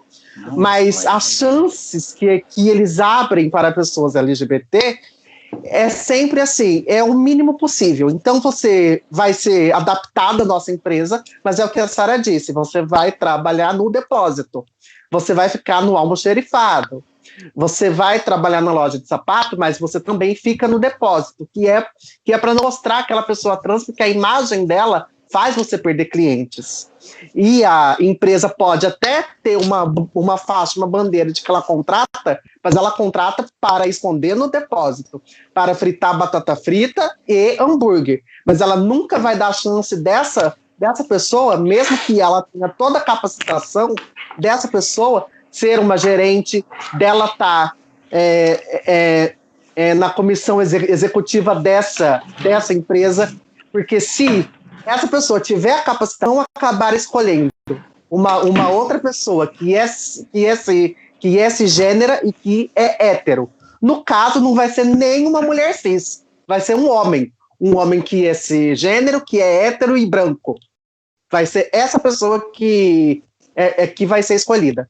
Então eu acho assim, é algo muito grave. Concordo com as companheiras, de novo frisando, só uma revolução socialista é que vai fazer uma mudança estrutural na sociedade, assim como quando a gente estuda a Revolução Russa, nós percebemos que houveram grandes avanços para a comunidade LGBT de 1917 a 1923, antes do Lenin adoecer e morrer, e aí depois veio o Stalin e ferrou com tudo. Mas de 1917 a 1923 foi algo que evoluiu muito. A comunidade LGBT da União Soviética, ela teve grandes avanços em 1917 que em 2020 a gente não tem. Então eu acho que além de uma revolução socialista, nós precisamos ter uma ferramenta. E a ferramenta que a gente precisa ter é estarmos em um partido que seja marxista e revolucionário, porque não basta ser de esquerda, não, você precisa ter um embasamento teórico para saber como fazer as suas estratégias de luta, então ser um partido que é marxista e tem que ser revolucionário, porque senão fica com aquelas ideias de partidos que são reformistas e não reformistas, e que na hora do vamos ver que você chega neles e fala, e aí, vocês vão lutar ou não? Ah, mas a gente acha que tem que tentar conciliar, tentar ver se dá para chegar em outra coisa. Não, meu filho, não vai ter como chegar a um nível maior se não houver uma revolução socialista. Então, não basta estar em um partido, ele tem que ser marxista e revolucionário. E eu tenho muito orgulho de estar em uma organização, em um partido que é marxista e revolucionário, que é o PSTU aqui no Brasil, e que faz parte da LIT, que é a Liga Internacional dos Trabalhadores. Só com essa ferramenta e com a revolução socialista que nós vamos mudar essa nossa sociedade, que é capitalista e cheia de barbárie. É isso. Só para resumir, aproveitar esse engajo, enquanto existir essa democracia, que é a democracia dos ricos, e não vai conseguir nunca acabar com a nossa opressão. Mandou bem, é a realidade.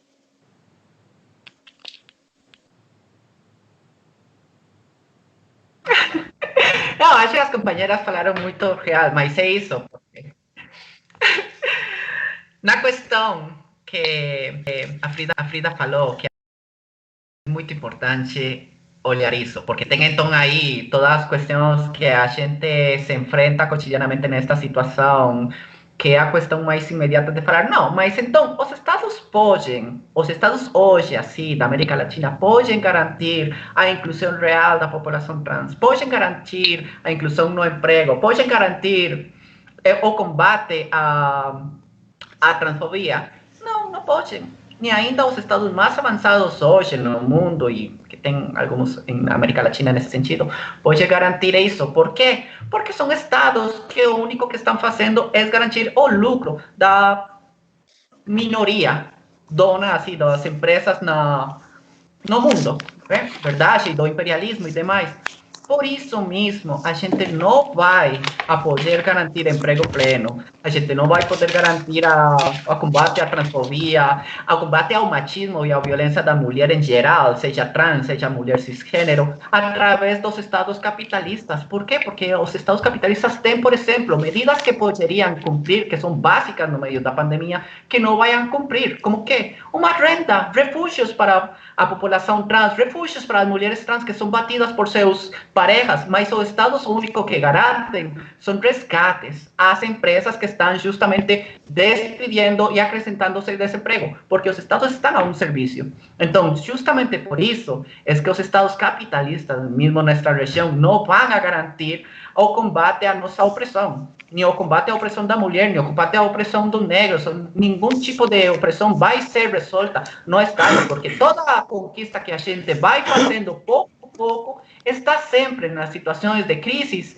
sujeita a ser tirada para trás, não, para ser colocada novamente para trás e a gente perder os direitos, se não é através de uma defesa de um Estado realmente ao serviço da população, da maioria da classe trabalhadora, que é unicamente um Estado obrero, somente baixo a condução de uma revolução socialista. É isso, é o que as companheiras já falaram, é o que a gente então está fazendo neste largo trajeto de construção de um partido na Costa Rica, um partido na América Central, um partido na Latinoamérica, um partido em Brasil, um partido a nível do mundo inteiro para combater o capitalismo de nível internacional. Por isso que a gente está aqui, por isso que a gente está justamente hoje com esta oportunidade falando com vocês, falando com o pessoal da Costa Rica e falando com todas as pessoas que fazem parte da Liga Internacional de Trabalhadores, né, e que estão em diferentes países do mundo com essa mesma luta.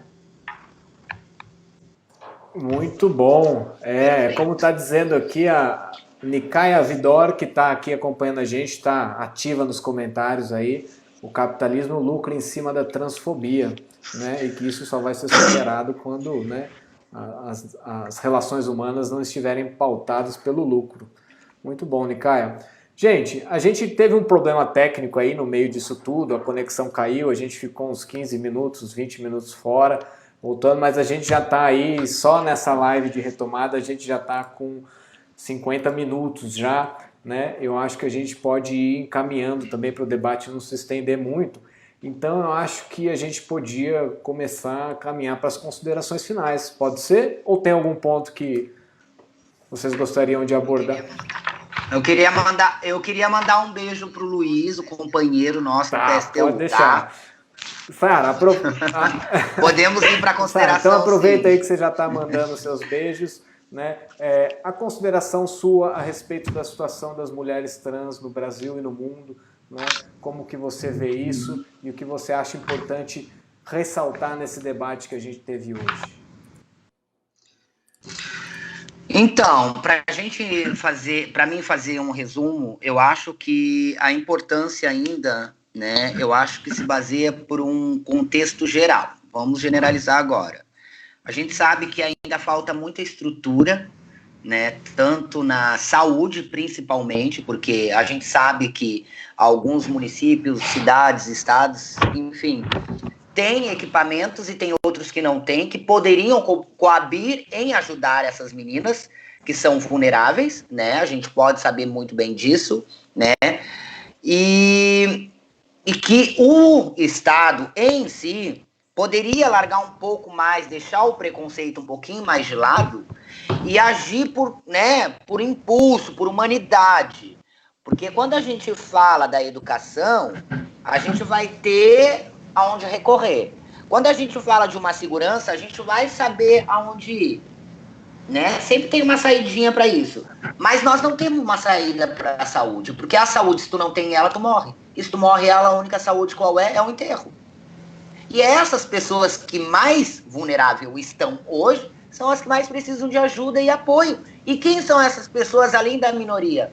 Além de serem consideradas minorias, são as travestis, transexuais e gays, lésbicas em geral. E também falamos dos negros, das negras, da família que tem uma renda mínima, seja ali o Bolsa Família, ou quanto nem isso recebe.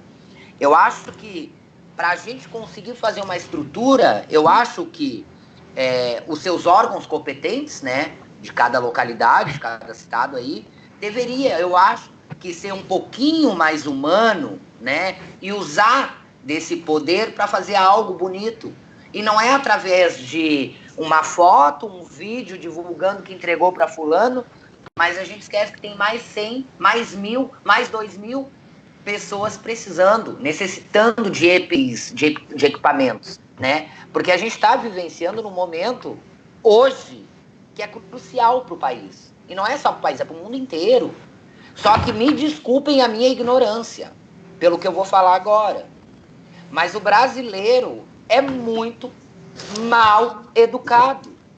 Ele não sabe respeitar o que é bom e o que vai facilitar a sua vida no dia a dia, que é o isolamento.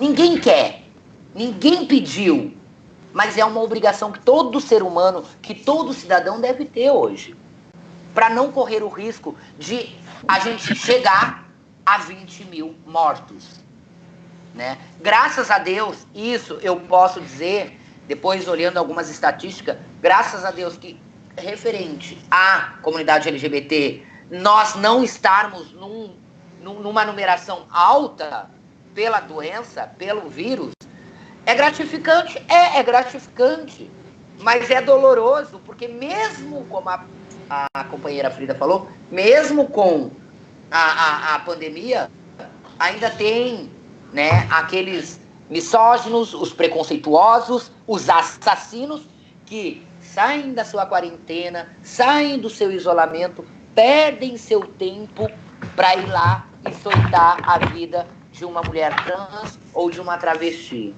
O tempo que eu quero deixar esse recado agora para todo mundo, porque eu sei muita gente vai estar. O tempo que você está indo para a rua para fazer maldade, seja com um mendigo, seja com uma mulher trans, seja com um negro, seja com um pobre, o que for, saia de casa com uma cesta básica, não precisa ser cesta, mas um alimento não perecível, que isso vai fazer muita diferença no nosso país.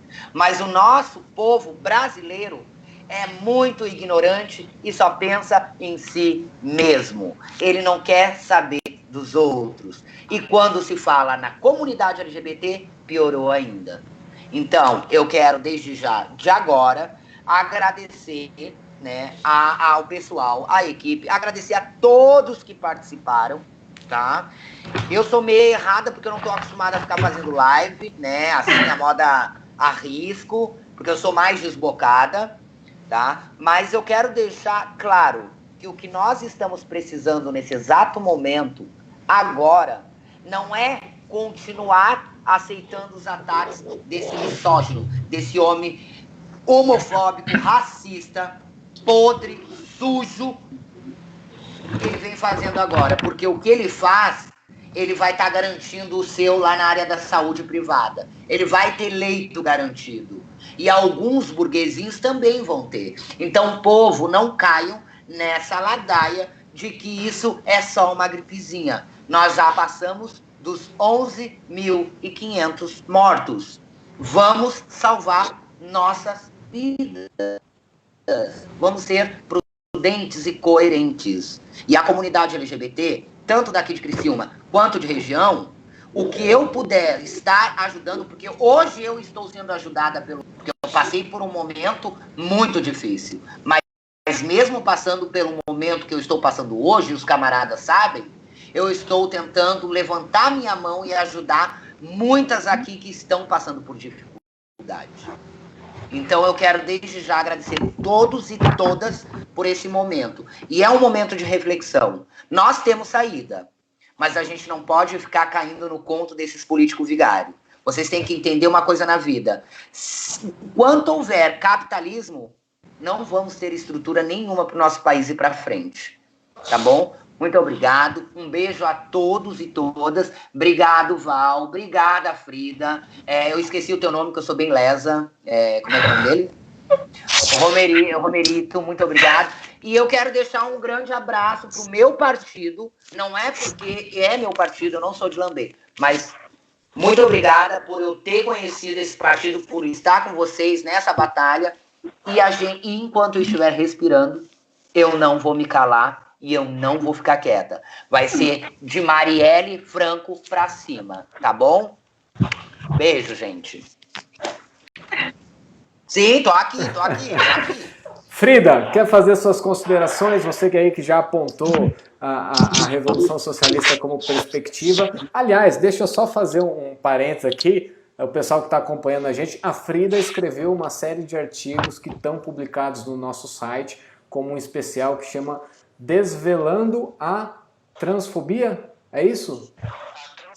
A transexualidade. Perdão. Desvelando a transexualidade. São vários textos, são muito bons. Estão lá no especial no nosso site, basta acessar lá embaixo tem o especial. Ok? Frida, suas considerações, né, e o que você acha importante desse debate para frisar aqui no nosso encerramento. Só para completar a informação, os textos também estão no blog Teoria e Revolução. Eles estão nos Perfeito. Dois, tá? Vamos lá.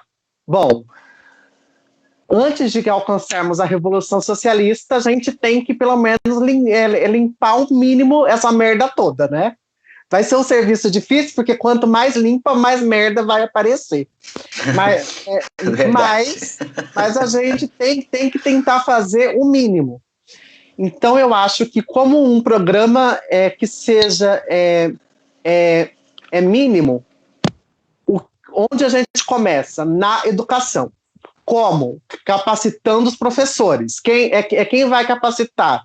Pastor e padre? Não. Educador sexual, que tem o seu estudo baseado em um antropólogo, sociólogo, filósofo, sabe? Pedagogo, psicólogo, que tem o seu estudo amparado na ciência. Então, ensinar esses educadores e todo o corpo educacional, os gestores, a coordenação pedagógica, todo mundo. Ok, você ensinou. Essa próxima geração, ela já vai crescer menos LGBTfóbica. Ok, mas não é o suficiente. Quem mais precisa ser capacitado atualmente para que melhore o mínimo? Os profissionais da saúde, desde a faxineira, enfermeira, recepcionista, até o médico. Capacitação, ensino de educação sexual para os adultos, para que eles possam ensinar as crianças, para que aí sim uma próxima geração de crianças seja menos LGBTfóbica. Mas isso não é o suficiente.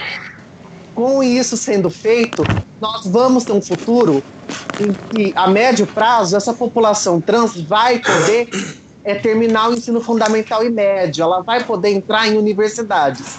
Sobre universidades, é muito importante falarmos de cotas para pessoas trans nas universidades.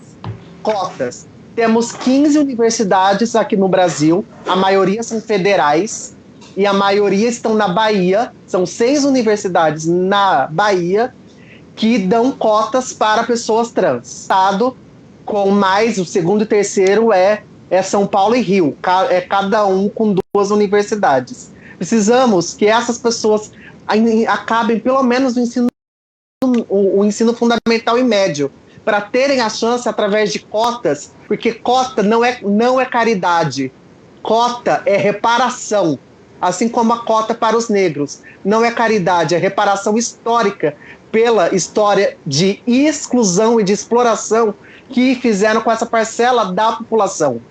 Então é muito importante cotas para pessoas trans. Essas pessoas tendo uma instrução que é formal, elas vão poder concorrer a cargos de trabalho maiores. E elas tendo terminado os estudos, elas não vão cair na prostituição.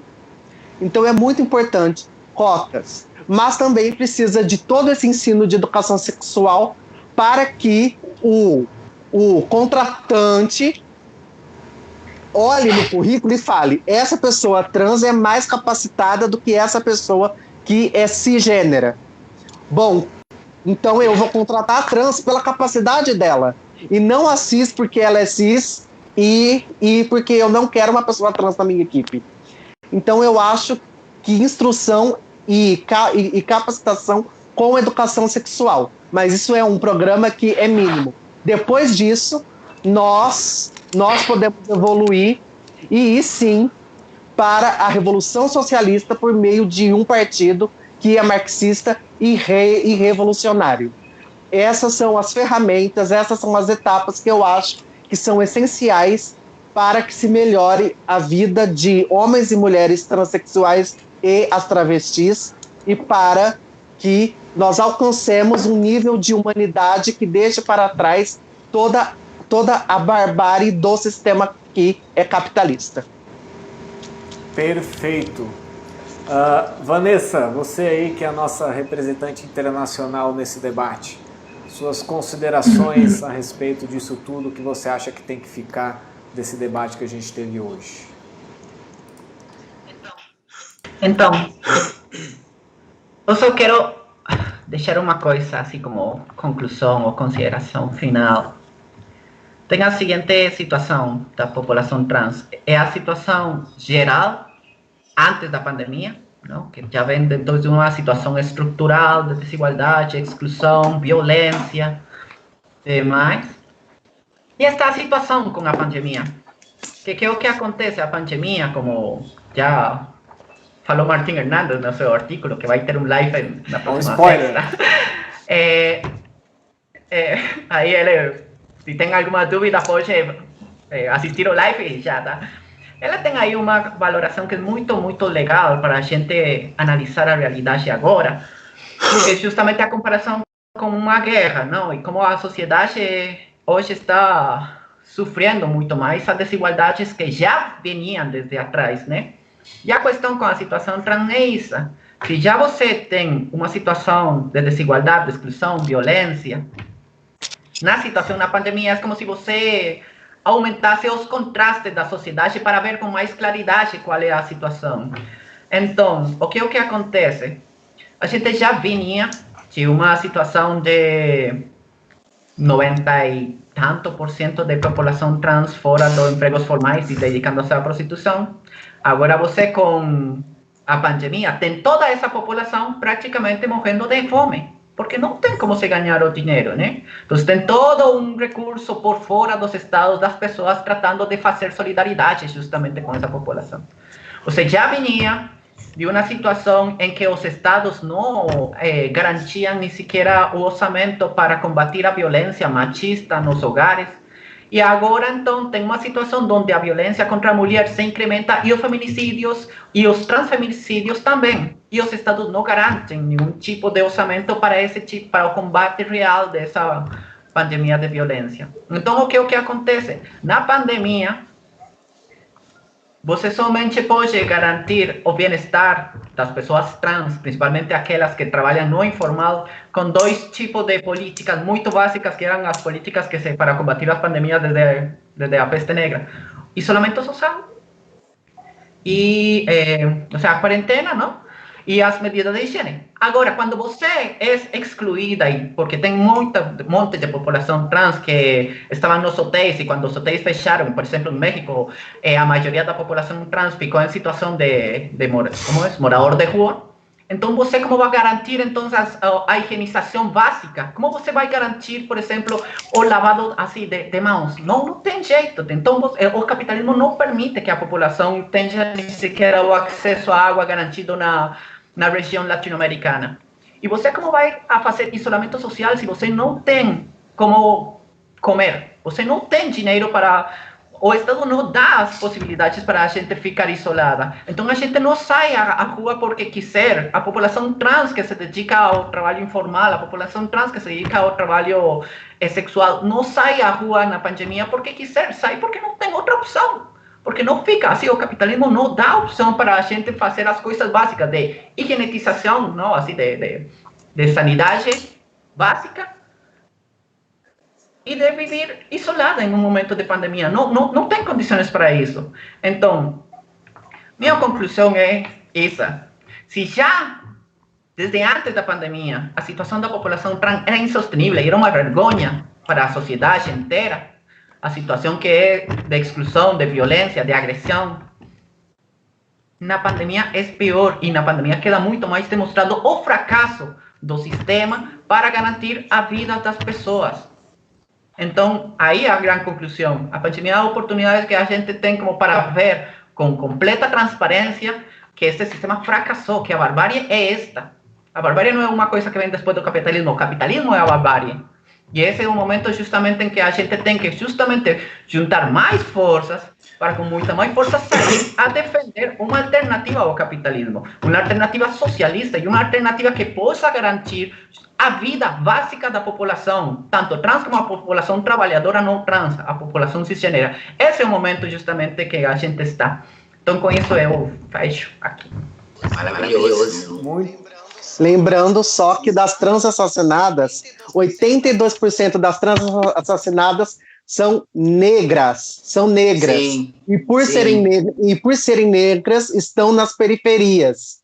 Então, é muito importante frisar isso. Não é só a transfobia. Ela vem junto com o recorte de raça. Sim, existem muitos recortes possíveis, né? O debate é longo. Vamos já fazer outras lives, viu? Para debater mais assuntos, né? Por exemplo, a gente não falou hoje da Damares, a gente não falou de uma série de outros problemas que eu acho que cabem aqui, né? É um debate extenso, há muito por debater ainda. Eu acho que a Sara colocou muito bem, né? Quando ela faz um desabafo, né? É preciso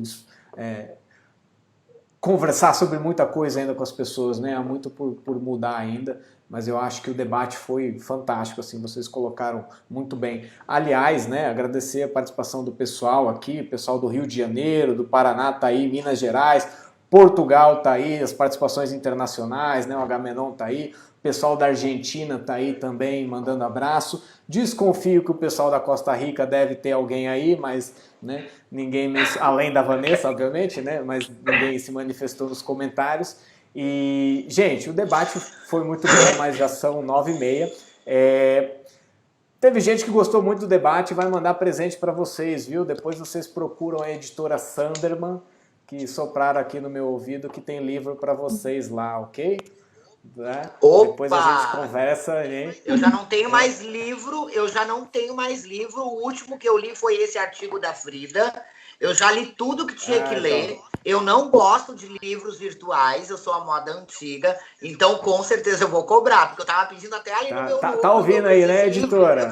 Quer um livro impresso, entrega em casa. Hein? Eu também vou cobrar, porque para que a gente se firme como marxista, precisa ler, né, gente? Precisa estudar. Exato. Então, manda o material que a gente estuda e fica com mais fundamentação teórica.